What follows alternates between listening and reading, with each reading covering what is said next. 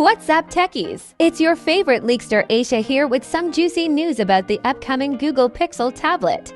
As we know, the Pixel tablet was previewed last year at Google I, alongside the Pixel 7 series, and after nearly a year of waiting, we may finally get to see it in action at this year's Google I/O event.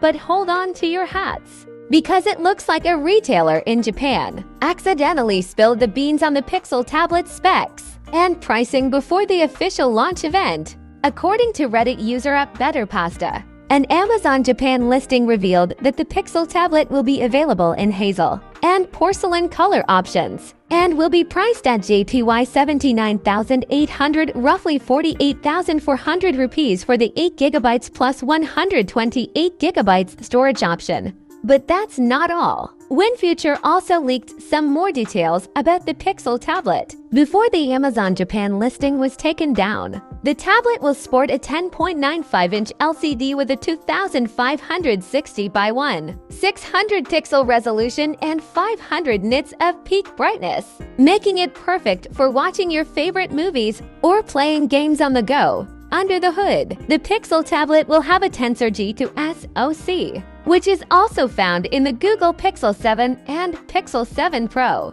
It will come with 128GB and 256GB of UFS 3.1 storage options, along with 8GB of LPDDR5 RAM as standard. And if you love taking photos or making video calls, the front and rear cameras will feature an 8-megapixel sensor.